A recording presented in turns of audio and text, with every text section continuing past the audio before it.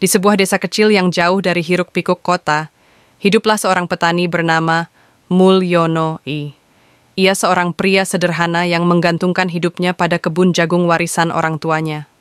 Sejak muda, Mulyono sudah terbiasa membajak tanah, menanam bibit, dan merawat tanamannya dengan penuh kasih sayang. Namun, tahun ini berbeda. Hujan tak kunjung turun. Matahari terik memanggang bumi, membuat tanah mengering, dan tanaman jagungnya layu satu persatu. Mulyono sudah berusaha menyiram dengan air sumur, tetapi air pun semakin menipis.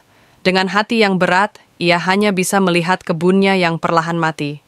Suatu sore, saat langit tampak kemerahan karena matahari tenggelam, Mulyono duduk termenung di tengah kebunnya yang gersang. Ia menghela napas panjang. "Ya Tuhan, apa salahku hingga Engkau tak menurunkan hujan?" Gumamnya lirih. Tiba-tiba, matanya menangkap sesuatu yang bergerak di dekat batu besar di pinggir kebun. Ia mendekat dan melihat seekor bekicot stat yang terjepit di antara dua batu. Bekicot itu menggeliat pelan, berusaha keluar tetapi gagal. Mulyono, meski sedang dirundung kesedihan, tetap memiliki hati yang lembut. Dengan hati-hati, ia mengangkat batu yang menjepit bekicot itu dan melepaskannya. "Pergilah, kau bebas sekarang," katanya sambil tersenyum tipis. Namun, yang terjadi selanjutnya sungguh mengejutkan.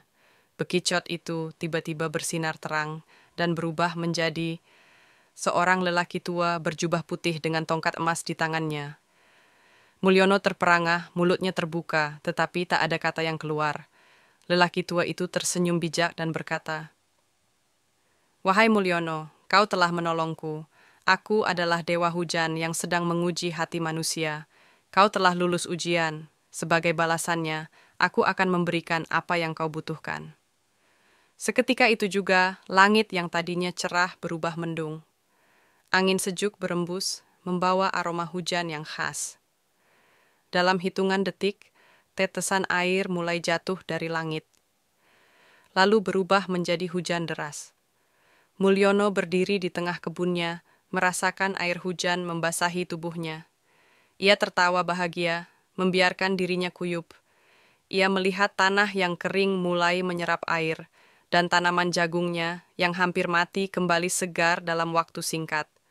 Hujan turun sepanjang malam, menyuburkan tanah yang sudah lama kehausan. Keesokan paginya, Mulyono melihat keajaiban, jagung-jagungnya tumbuh subur, lebih hijau dan lebih sehat dari sebelumnya. Dengan penuh rasa syukur, ia menengadah ke langit dan berbisik, "Terima kasih, Dewa Hujan. Aku tak akan melupakan kebaikanmu." Sejak hujan turun deras malam itu, kebun jagung Mulyono berubah menjadi hamparan hijau yang menyejukkan mata.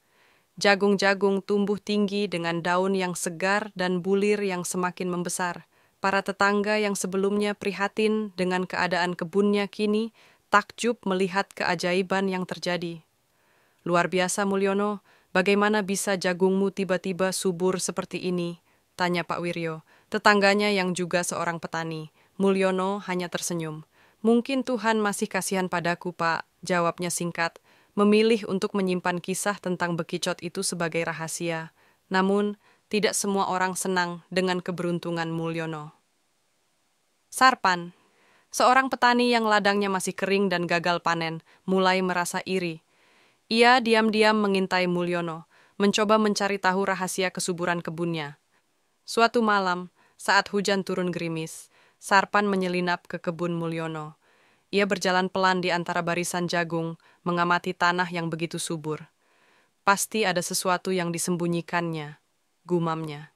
Saat sedang mengintai, tiba-tiba ia melihat seekor bekicot besar merayap di salah satu batu dekat kebun. Sarpan tersentak. Ia teringat desas-desus tentang makhluk gaib yang bisa membawa keberuntungan. Tanpa pikir panjang, ia menangkap bekicot itu dan memasukkannya ke dalam kantong. Keesokan harinya, Sarpan membawa bekicot itu ke rumahnya dan berkata, "Kalau Mulyono bisa beruntung karena bekicot, aku juga bisa." Ia memutuskan untuk tidak melepaskannya seperti yang dilakukan Mulyono, tetapi malah menaruhnya dalam wadah tertutup dengan harapan mendapatkan keajaiban yang sama. Namun, malam harinya, Sarpan terbangun oleh suara gemuruh. Ia melihat keluar jendela dan, terkejut luar biasa, langit yang tadinya cerah mendadak dipenuhi awan hitam pekat. Angin bertiup kencang, menerbangkan dedaunan dan debu. Tiba-tiba terdengar suara menggelegar dari dalam rumahnya. Ketika Sarpan mendekati wadah tempat bekicot itu, ia melihatnya bergetar hebat, lalu pecah berhamburan. Dari dalamnya muncul sosok lelaki tua berjubah putih dengan wajah murka. Sarpan, kau telah bertindak serakah. Aku bukan pembawa keberuntungan bagi orang yang tamak. Suara sang dewa menggema di seluruh rumah. Sarpan ketakutan, tubuhnya gemetar. Ampun dewa, saya hanya ingin panen saya berhasil seperti Mulyono.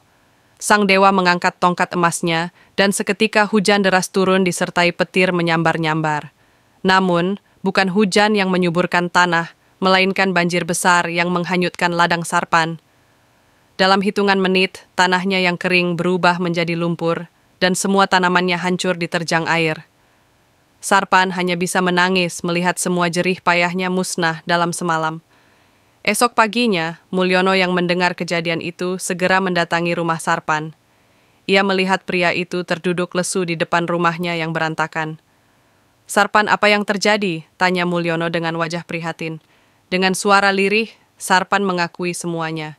Ia menyesal telah serakah dan tidak mau bersyukur atas apa yang dimilikinya. Mulyono menepuk bahunya dan berkata, tanah memberi kita rezeki, tapi hanya jika kita merawatnya dengan hati yang tulus. Serakah hanya akan membuat kita kehilangan semuanya.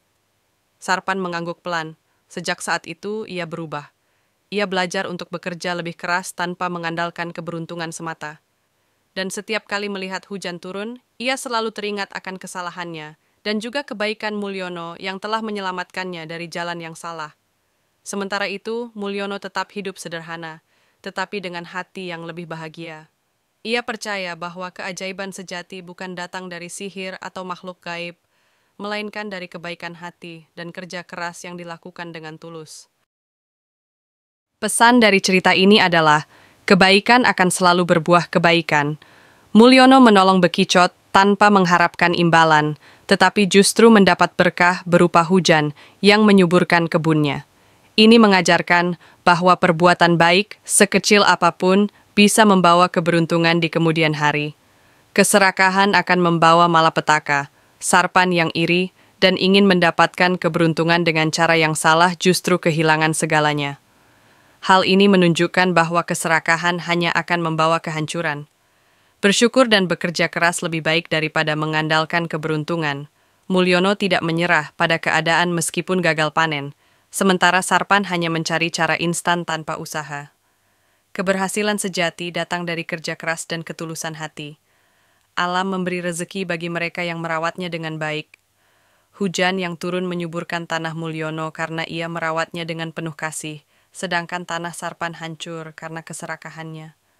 Ini mengajarkan pentingnya menjaga keseimbangan alam dan tidak hanya mengeksploitasi tanpa memelihara. Kesimpulannya, berbuat baik, bekerja keras, dan bersyukur akan membawa kebahagiaan, sedangkan iri hati dan keserakahan hanya akan membawa kesengsaraan.